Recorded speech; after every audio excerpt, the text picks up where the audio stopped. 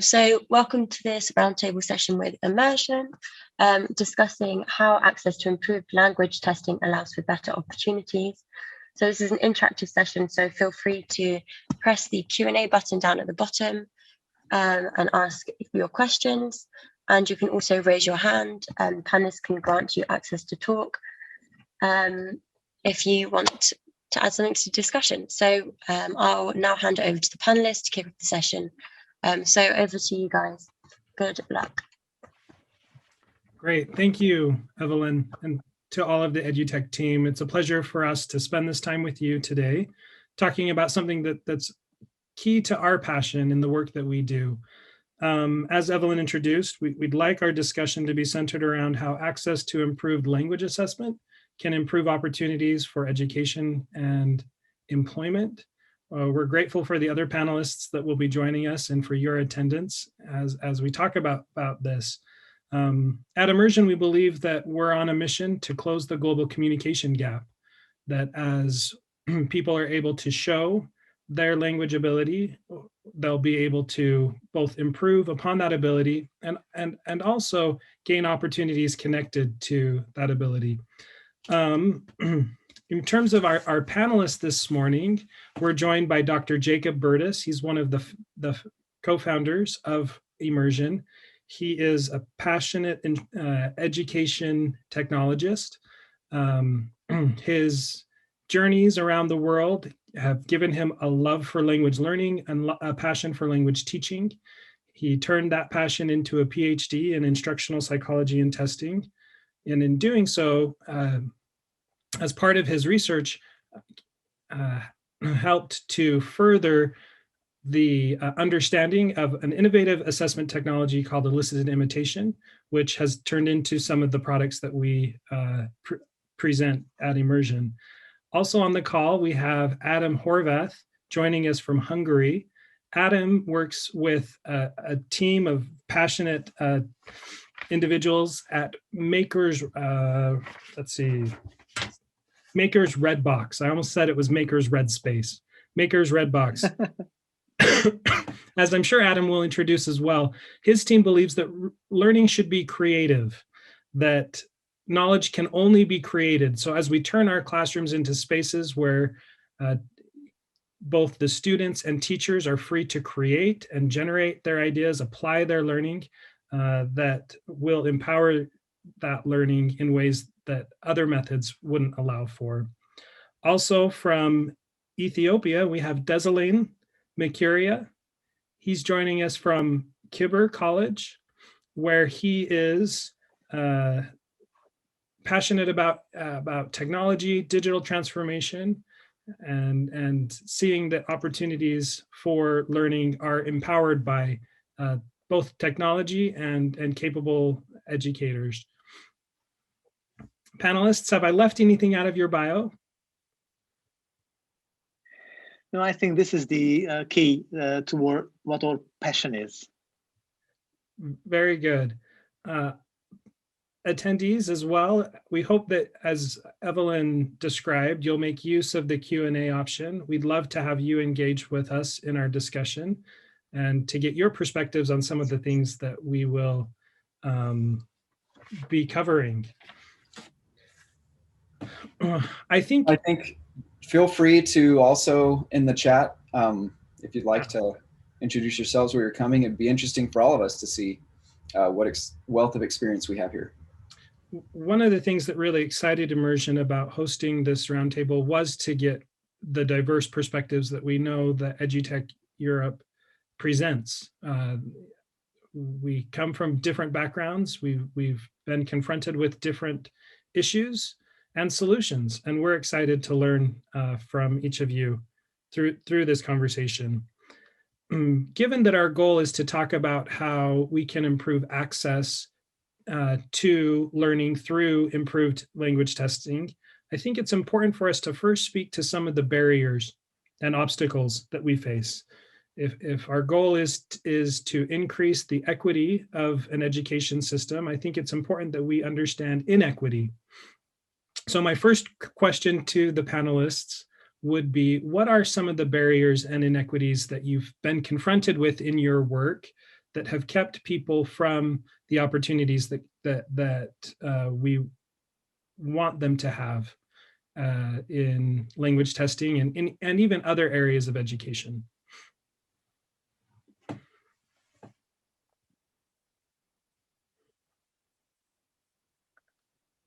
Well, if I may start. Please. Then in Hungary, most of the schools have an access to the internet on a broadband. Most of the children have their home internet access. Of course, there are some huge differences within regions or even within one school that some children have an access or not. But actually, language teaching was always quite well equipped compared to other subjects. So using cassette recorders or other type of equipment from the 80s is still coming with the language teaching. So language teaching was a pioneer in using technology in education for the decades behind us. So the biggest barrier is probably that how the teachers can get access to the latest technologies, because most of them have an access to the previous one or even the previous one, but how they can uptake and see the benefit of using probably a more expensive technology. And sometimes if they cannot really see the benefit of changing to a new technology, will just stop the effort behind this. So I think that the biggest barrier is teacher training and the access and the possibility of using wide range of data. Because if you collect data only from your classroom or your classes, then you have no access to compare it to regional level or national level. And that it means that you cannot really see the benefit of using huge amount of data and data analyzing. But I just went too forward with this. I will give the floor to Desalan with some more barriers. And Desalan, I think you'll have something to contribute as well in terms of some of the infrastructure changes that present or infrastructure gaps that prevent a barrier to these opportunities.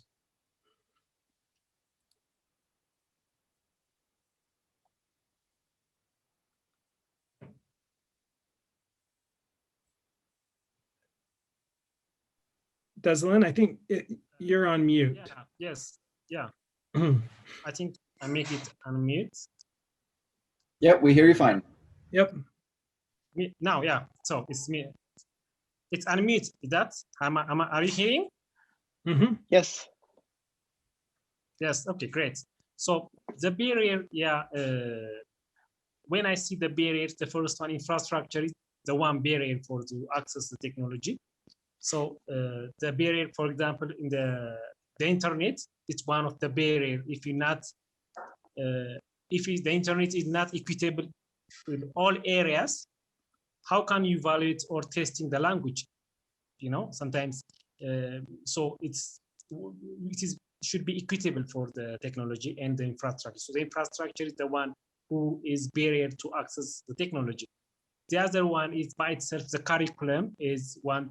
It's barrier to use the technology because most of the curriculums nowadays, the old or the outdated, maybe in terms of using technology.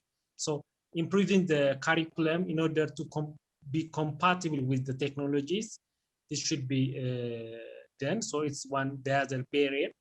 I think maybe, I don't know, it's a barrier, but technology is so changed day to day, you know?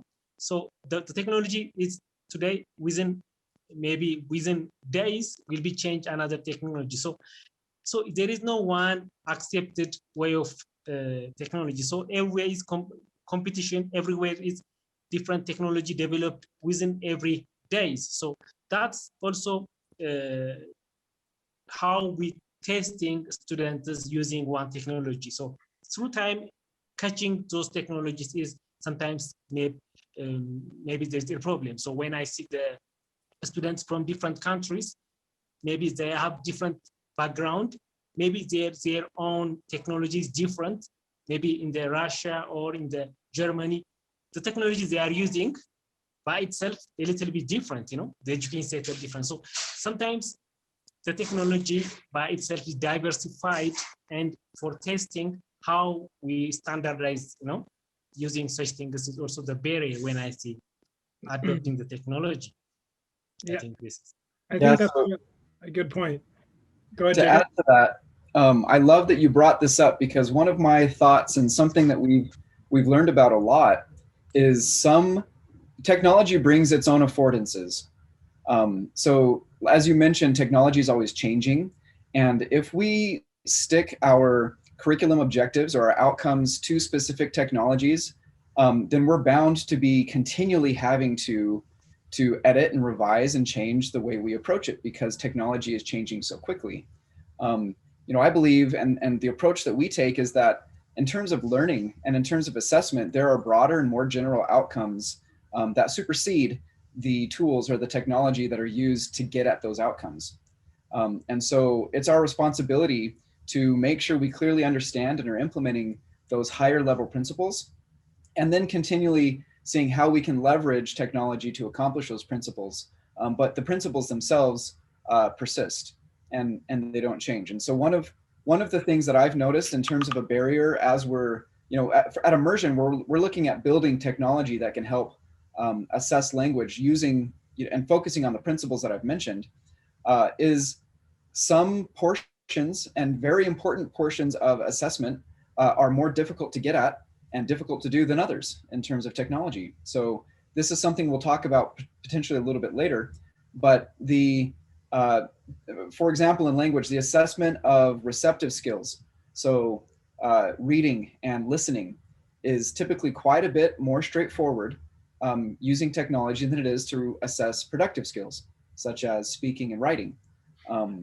And any of you who have been in the space understand that comprehension questions based off of reading and listening often can be well designed using fairly simplistic assessment methods, such as multiple choice, fill in the blank, or matching. And those are pretty easily facilitated with technology that we have now. However, assessing speaking is a different ballgame, because it requires a really complicated system of speech recognition if you're ever going to do it without having a human involved. And so that the differences between the technology needed to assess the whole spectrum and range of ability is very vast. And I think it's important for us to make sure we're looking at the principles and saying which principles are most important for us to assess, and then we can decide how to leverage technology best to serve and reach all of those outcomes. I think that's great. I think one of the areas of inequity that's been presented to me in new ways is the inequity with which we can wait. Oftentimes people are in a situation where the delay between an assessment and the results comes with it pains and strain that are unaccounted for. If you know, a language assessment is going to open a door of opportunity for me to get new or better improvement, what is the pain when those assessment results take a week or 2 weeks rather than if they are immediate? So I think a lot of what we pursue as we create solutions that using technology become automated is a way for us to strip out some of the inequities with which people can afford to wait for the results of an assessment. There's a certain amount of privilege that comes from being able to take those delays, not just in the return of the results, but also the assessment itself. If an assessment is 1 hour, 2 hours, 3 hours, can I afford that time, investment of time for that assessment? As opposed to if an assessment is 15 minutes, then within kind of my ability or resources of free time, I'm in a better position to actually engage with the assessment. And that's something that I think is important, that we recognize that technology's role in making things faster and in making things more focused can help resolve some of these inequities across the system. I think we've laid the groundwork for where we perceive there to be challenges and inequities in the current approach to assessment. I'd like to hear from the panelists, what are some of these new solutions that are exciting or captivating that you think present a bridge over some of these barriers? Well, if you mean digital technologies, which are quite new, these new technologies are just coming in year by year. As Desalan just said, that it's very fastly changing. So this means that the teachers are really hard to catch up with the latest technologies, because they have to learn it, how it works, learn it how to apply in a learning environment, and then you use it. And while they are just doing this, a new technology is arising. So it's a constant frustration for the educational system to keep up with the latest technology. But only one sentence regarding to technological barriers, that a couple of years ago, for language teaching, there was a need for a language testing laboratory, or where there are the headphones and all the other stuff. Now you use your phone to do that, and you can do it even without a huge infrastructure, and especially you don't need the teacher to be present to analyze the speech of a children. The speech recognition just came up quite fast in the last few years, as the computational power of phones were just getting better and better, and neural engines just getting there. So AI can be used to identify some parts of the speech. But actually, if there is much more power to analyze the speech, there is a huge need for teachers to understand that how to use this data. So as you just, Jacob, mentioned, that there is no time for waiting for the result. It depends on the goal of the assessment. If it is a formative assessment, when you want to give a feedback for children that where they have to develop, where they have to get better, then you need a constant and instant answer.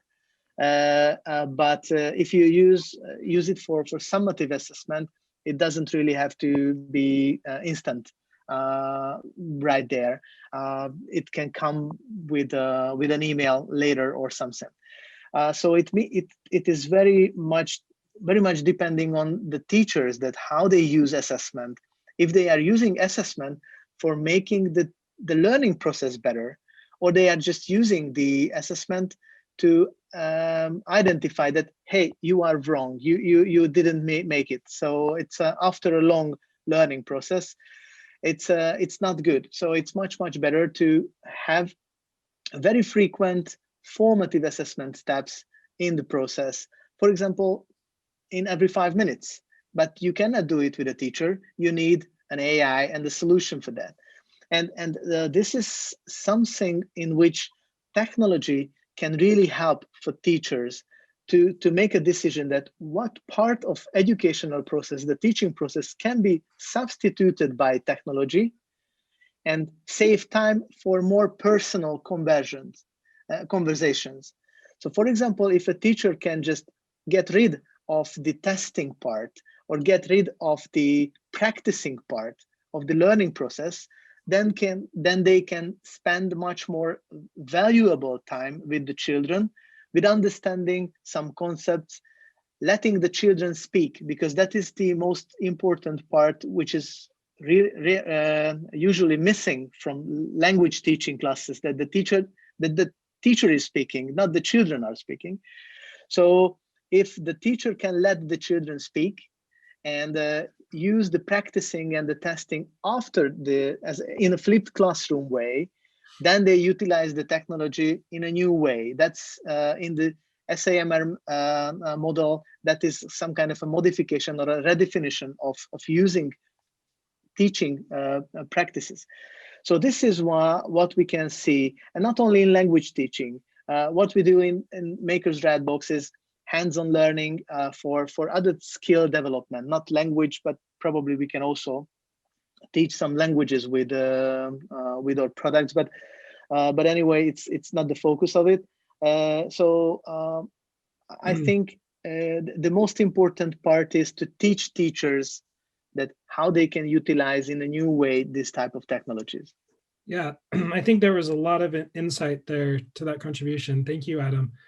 Jacob, it feels like you would have something to add to that. I think Adam's description of personalized learning, the way in which assessment that is more compact, more focused, that can be applied more frequently, can be part of these learning loops that Adam was describing.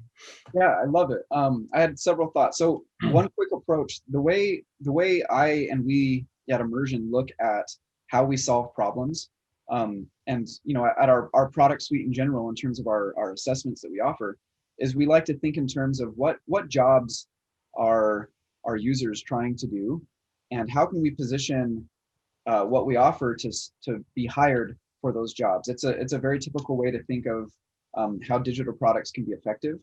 And when I think of assessment in general, the main job for assessment is to deliver data, deliver information so that someone can make a decision. And as Adam mentioned, those decisions can be different depending on whether it's a formative or summative assessment. When it's infused into a learning process, and the goal is to help encourage better attainment of learning outcomes, and make sure that happens within a timely manner, then the decisions that are being made is where am I now based on these data, and what specific things do I need to do next to improve? Where assessment's being used more from a summative standpoint, and so things like this might be, to some degree, placement into a program. It can mean, whether or not they graduate to a next program, or even getting into an educational program like a college institution or something like that. Or if you flip to the corporate or non-education sector, many people are using assessments for hiring decisions, to verify that this person is actually capable of doing the job and performing. Assessments then deliver a set of data that someone can make the decision saying, based on these data, I trust that this person can do this job and I can make this decision and move forward. So whatever it is, assessments are providing data to make decisions. And so the question then in my mind becomes, how can we ensure that the data coming from the assessment can be trusted, and that it can be as clear as possible to enable the decision maker to make that decision competently. So to Adam's point, there's two ways in the classroom. There's two ways to look at this. One, if you're delivering, a rather complicated or abstract set of data, then there needs to be a lot of training from the teacher side of how to translate these data now into the decisions that they need to make in the classroom. But I think there's work that can be done on both ends. You can also work on making sure that the data coming from the assessment is as clear as possible, so that it can be trusted and used by those maybe without as much training, so that it's clear. So a clear example of this is in language learning, there's a lot of standards in terms of how we can speak in different countries and different areas about language ability broadly. One of the most common is the Common European Framework of Reference, or CFER. So you may be familiar with A2, A1, B2, B1, right? This framework is something that basically internationally we all can use to get some sort of shared understanding about someone's ability using this framework. And so an assessment for language that delivers these scores is going to be much more easily understood and used to make those decisions than one that doesn't. And so I think that's something always to keep in mind, is how can we take whatever technology we're using, whatever approach we're using, be able to present it and translate it into a way that's going to be easily understood. One thing that just to mention how this applies, again, both in education, but also non-education, we work with a lot of employers who are working to hire people who can actually do a job in a certain language. And sometimes those jobs are specific to that employer. And so we've actually introduced and built what we call a thresholds feature, which allows us to, after doing calibration with the client, they can determine based on the score that we provide, at what point do we consider someone good enough to be hired into this position. Sometimes they have multiple positions they need to worry about. And then being able to tailor the data in the dashboard that they see based on those decision points that they need to make. And this is something that can apply both, as I mentioned, to education and non-education sector, but it's all about how do we make this data more useful, more readable, so that those making the decisions can do so quickly and confidently. One of the things, Adam, that you mentioned was this idea of freeing the teachers from both the time, the attention that assessment can require. Previous to joining the immersion team, I worked in an intensive English program where at the beginning of each semester, we needed to identify for those new incoming students, which of the class or which of the levels they would be placed into. The processes that we were using were typical of programs around the world. There would be a human or a teacher-rated interview or speaking assessment. There would be a teacher-rated essay portion to this placement test. We were taking hours of our teacher's time at the beginning of a semester to execute on this placement exam battery that we needed to do in order to do important work, in order to place the students into the correct classes. Contrasted the application of an automated solution for testing speaking, for testing writing, where now, instead of the hours at the beginning of semester, critical time for a teacher to be planning and preparing, to understanding the curriculum and having pieces in place so that on the first day of class, they can be very well prepared and confident that they're able to start their class well. We were taking that time from teachers and having them do something that now technology can do for them. And I think that it's important for us to recognize and to really lean in to some of the solutions, Adam, that you mentioned.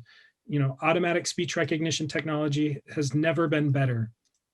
It can do some of these things that we've previously tasked our human capital with doing, with the right execution of those assessments. And I think there are many solutions, immersions included, that are really helping to champion some of these improved processes that can help us, again, focus our efforts, use teachers for what teachers are best suited for, and not necessarily for what they're less well suited for, or that's less passionate for them, grading, assessments, and other activities. As we look at some of the effect of these technologies and the opportunities that they present, how do we see this changing the landscape in the classroom? We've spoken a little bit to that, but I'd like to hear a little bit more about this new era of the classroom, or this new era of turning our education system into an opportunity for better employment. What really excites you about the application of this technology and how it will transform some of these areas of education and beyond?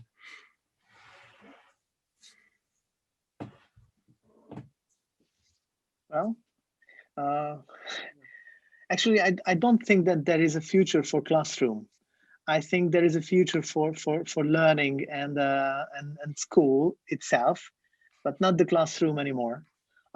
Learning spaces, virtual learning spaces, and the virtual learning environment is much more relevant or important.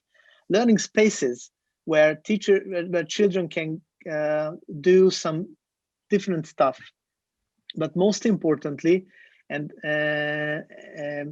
interoperable and interdisciplinary approach should be applied.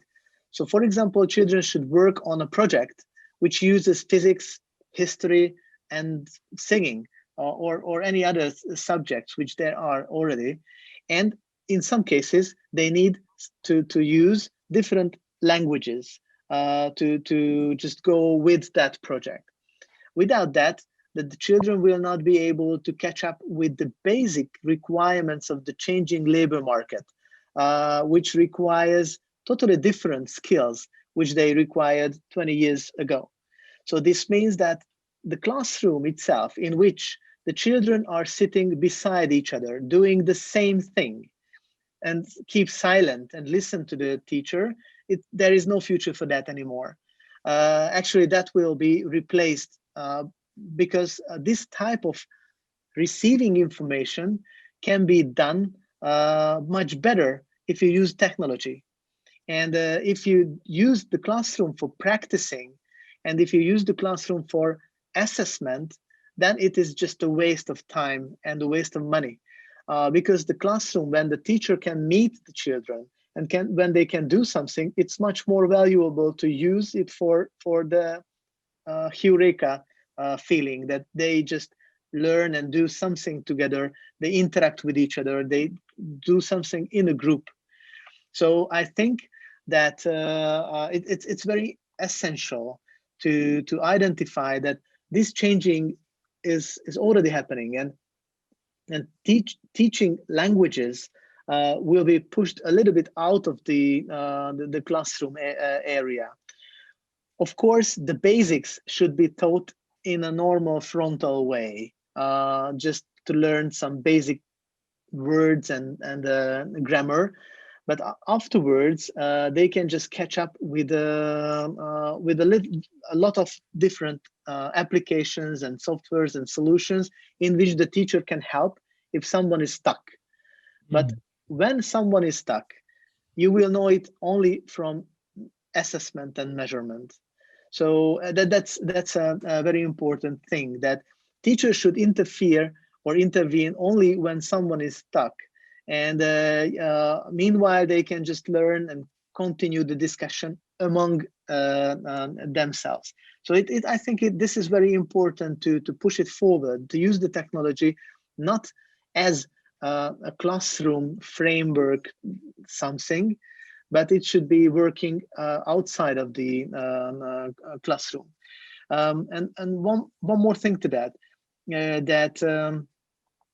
if the teacher receives some information back from the children, and it is a test given out by the teacher, then they will see 30 results.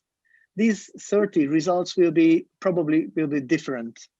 Some of them will make an error, some of them will be right. But all those who made an error, this will be not a random error usually. These are typical errors.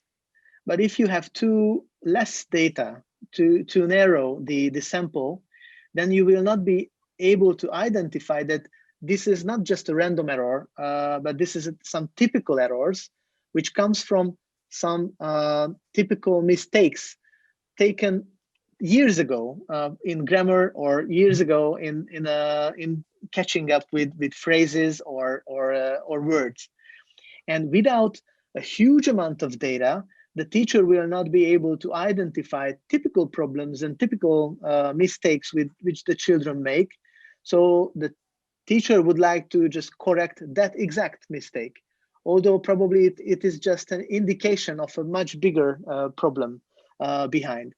For example, in chemistry, if the children cannot just calculate how the acid and other liquids are just the ratios inside it, and probably they will get a 0 or I don't know.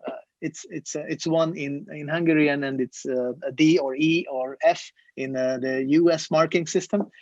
So a bad mark, but probably he just cannot calculate percentages. And that's a math problem, and it's not a chemical problem. Right. So this is the concept of assessment and measurement, to understand that what is the problem much behind there somewhere in the under the hood. Yeah, and what I'm hearing from that is the need for us to interconnect systems of learning.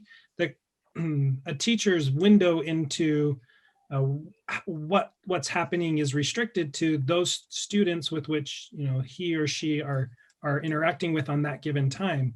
But if we take the data that's being collected from that small group and we connect it to the classroom next to it and the classroom next to it, and we extend the reach with which we're able to analyze this learning data, will be much better positioned to understand some of those broader underlying issues that need to be addressed, not just within the classroom, but across the system of learning, the ecosystem of learning. That's really, I think, well stated. Deselaine, I'd be interested in your perspective as you've worked to improve the technology, improve the curriculum. What have been some of the benefits that you've seen that come from these improvements? Okay. So the benefits regarding using technology, by the way, technology, when we are using the right time on the right place, it is a lifesaver. Mm-hmm. Let me give you one example. In my country, the first time they are going to using the higher education entrance exam will be given online. So the first time, so this year they preparing to give this thing. So what the solution they give is, previous time there is a big problem regarding the exam cancelled 2-3 times, the national exam, because it's leaking the answers or something like that and post it on the online. So this is the problems in the situation it happened in my country. So the government what decide is giving the exam online at the same time. So it requires budget or something, but when in terms of the solution, it outweighs the solution is more important. So that's remarkable result, remarkable benefit for us when we see as students, as a country, So this is what happened in my country at this time. So this is the best benefit when I see technology. The other one is, if we adopt technology, early adoption of technology on classroom, on the school, it is easy to use in the future. So nowadays the problem is the teachers not adapt early to the technology. So if you early adapt for our students, so most of the problem will be solved, since it requires creativity, it requires so practicing. So this is what I see in terms of the benefits. The other one you mentioned, Judson, you mentioned time. You mentioned time. Time is the most valuable resource in these areas. So the technology gives extra time. So time is the most important. It gives us time in order to accomplish our workers, paper workers in the classroom, or everything. So that's when I see the time is the most important part. So Adam mentioned that this the data is the most important. So when I'm thinking on it, so we can get accumulative data about something. So this accumulative data, we are going to interpret it and we can use it for different areas. So this is what I see on the benefit of this technology. That's great. Thank you for that window into understanding some of the direct effects of some of these changes in your local communities. But as we wrap up, I'd like to kind of communicate and help it be understood that this process of change is not a quick or an easy road, that there's opposition that's faced, there's challenges that need to be overcome. Not everyone is always going to champion some of these changes like our panelists have. Panelists, what advice would you give to someone who, like yourself, is trying to make a difference, trying to improve systems that are outdated or that can be and should be improved, but is getting a little bit discouraged by that opposition? Do you have any advice for how people can persist as they try to make these improvements in the areas of influence that they have?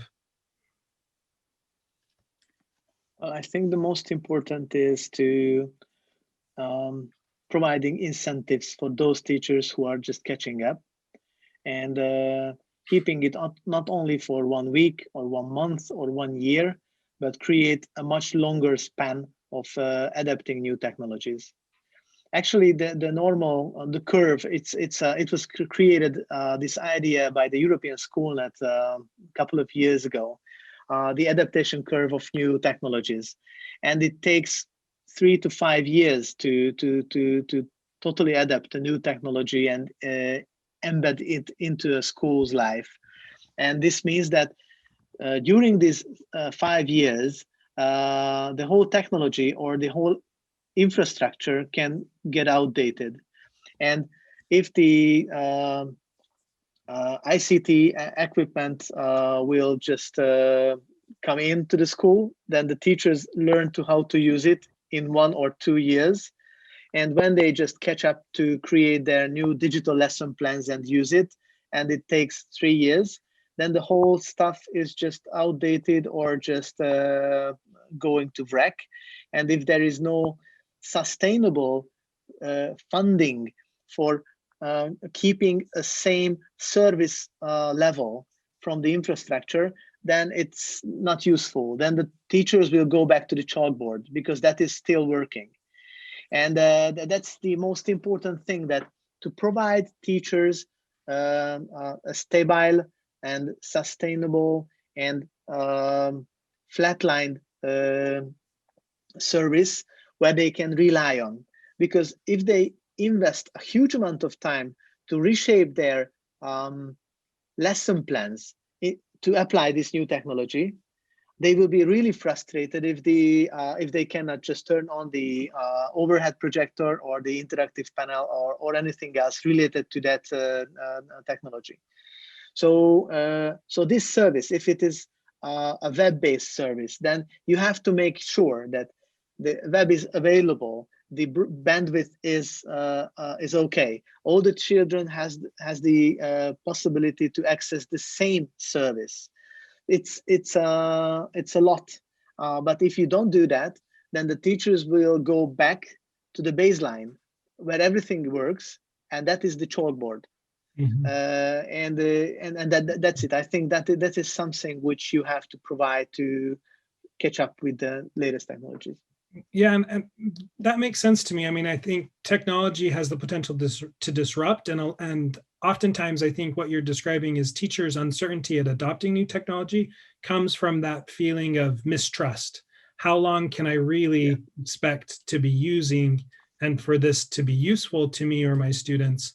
It's painful to change, but that pain is only worth it if it's seen as this is going to be a consistent way forward.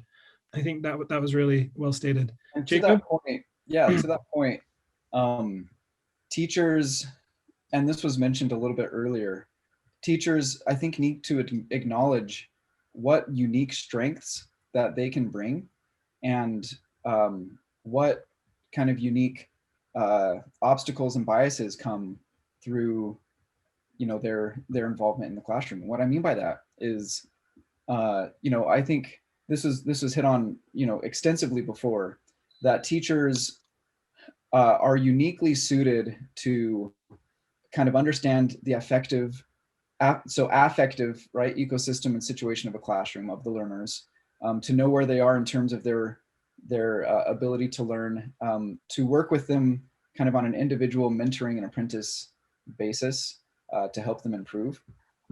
Some of the things that teachers are not great at, and this is just because humans aren't great at it, is being consistent. There's a lot of training that can happen to help people become more consistent. But being human and being ultimately subjective creatures, there will always be bias and blind spots that will affect their ability to, we've talked about equity, right? To be able to be equitable in the classroom and provide the same opportunity in a classroom setting for each of the learners. We see this especially in the assessment realm, where we've done studies at Immersion as we've looked through how we can get our speech recognition to be consistent and to be reliable. And we've done some comparisons with our speech recognition system and other human raters. And what we found, which was really surprising, is in a few of the experiments that we've done, confidence and what we would consider, the factor of being, the word's escaping me, but being approachable and being charismatic, there it is, actually confounded teachers' results in terms of rating speech in some sort of speaking assessment. So someone who could have equivalent abilities, so to speak, in terms of their understanding of the language and their use and their accuracy. If someone projected more confidence into their voice, even if they weren't more accurate, a teacher would tend to, or a human rater would tend to rate that higher. And that's a natural thing. But there's pieces for assessment data and things in the classroom that are difficult for a subjective person to do. And so I think teachers understanding, hey, technology is fantastic because the code, if you're using a fully technological solution, the code doesn't give any bias toward other factors that aren't embedded into the code. And there's a whole separate discussion about making sure the data you're using is diverse and that the data isn't biased inherently by only pulling from a certain portion of people, and making sure that you're including all relevant information into the data set. But what I'm saying is the technology doesn't make that type of discrimination and is not subject to that. And so as teachers, I think, recognize these things can be incredible tools that they can use. They can have students engage and get more reliable data, and plugging that into its own kind of digital curriculum system can be incredibly powerful because, as I mentioned, one, it's not biased, but two, it starts to build systems that can really democratize learning. They can become affordable. They can be done anywhere. As was mentioned before, they don't have to be done inside a classroom. It can happen before they come to the classroom. It can happen, in areas that are more approachable, more accessible, and affordable to the students. And then that frees up the time for the teachers to then spend more one-on-one time and do the things that are most appropriate for a teacher to work with in terms of an apprenticeship model. So I think embracing and understanding those principles will help give a teacher or an educator confidence in seeing these innovations in technology as a way for them to offload some things maybe that they're not most suited to do and free up time to do the things that they are. That's great. Thank you so much for that. If I may add one point to this. I totally agree what Jacob just said. That one point is that the transparency is really important. A classroom, when a teacher comes in, closes the door, it become to be a black box. Mm-hmm. And if the teacher uses his own or her own measurement settings, then it will not be comparable to anyone or even readable to anyone, that what are the results of the children. So if you have a standardized testing system which used properly, then the teachers added value, the children's performance compared to other children can be visible and readable for parents and school maintainers or the head of the school in a much more transparent way, and can understand that if the teacher can really handle the situation, or if the teacher needs some help with some of the children because there are huge differences among the children's performance, because it's not just the average what is important from a class. It is very important that are there any big differences between the best performer children or the lowest performer children? Because if there are two big differences, and this can be only seen by measuring them, then you have to provide some differentiation tool through the learning process. So that's why this is the point which I wanted to add to what Jacob said.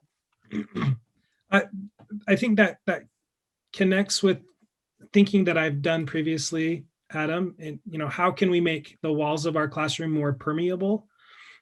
so that, the good things that are happening in the classroom become more visible outside of the classroom.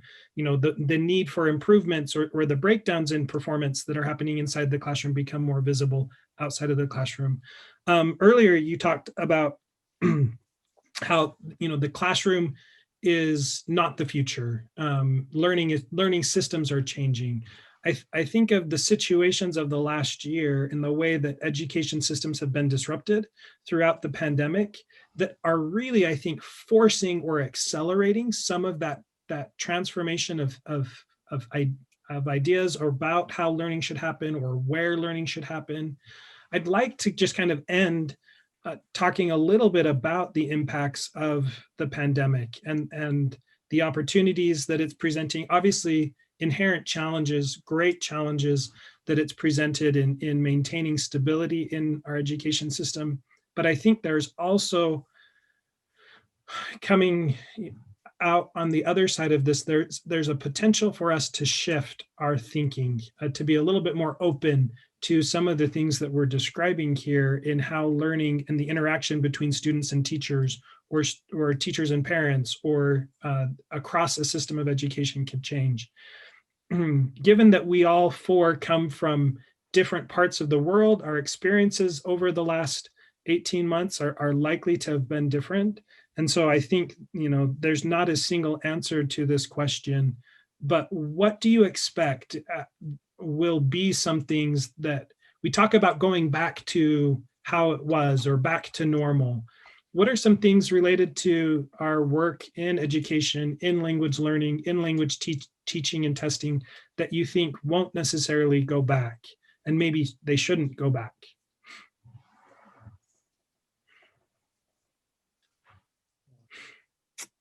Okay. Can I? Yeah, we can Sure. hear you. Yeah.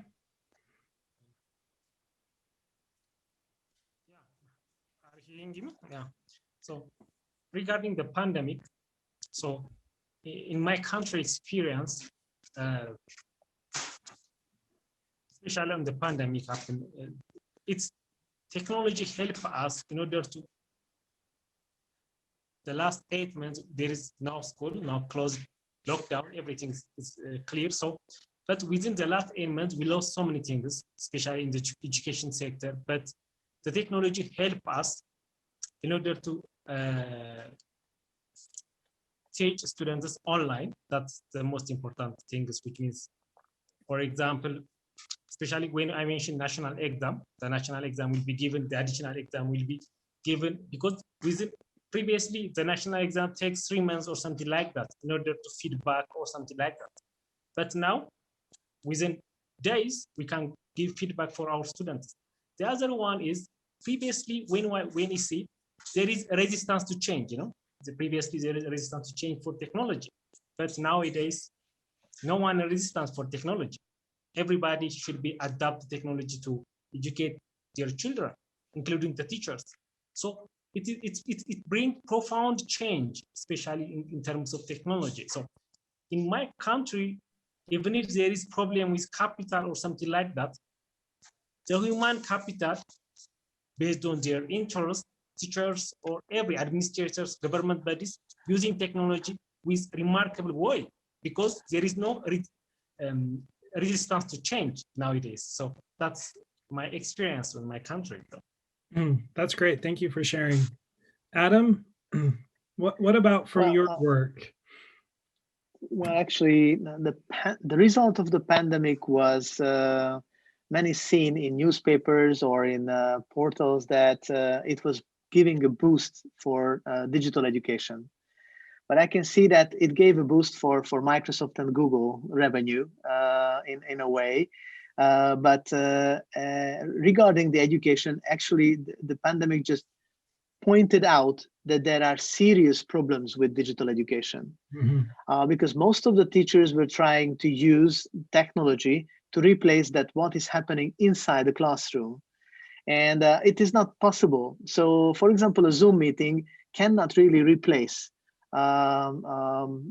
any real classroom activities where the teacher is there, can hear all the noises, can see all the body of the children, and can really have a control of what is happening, and can get feedback that if I'm right or not, am I going too slow or too fast? So the pandemic was just pointing out that if we use technology, we should use it in another way. We cannot replace classrooms with that. But after the pandemic, there is no going back to normal anymore. I don't think that teachers who just have an experience with using an online measurement assessment tool like Kahoot, Quizlet, or name any of them, they would go back to paper-based testing. That's no way. So this is the first step. And I think this is great because this would be the stepping stone to that level where the teachers would use some standardized tests, and then to go further on that ladder. And I think that can be a result of the pandemic, but it cannot really transform it directly to what has happened during the pandemic to that what we can see in the schools from next year. Very good. Well, thank you all, those who have participated as an attendee. Thank you to our panelists for their perspectives that have been shared. We're excited to keep the conversation going. We would love to connect with you via LinkedIn or social email. Visit our website. We're always looking forward to carry this conversation that we've had in this venue into future conversations as well. Hope to all safety with your loved ones.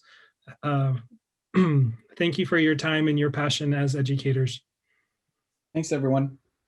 Thank you very much. Wonderful.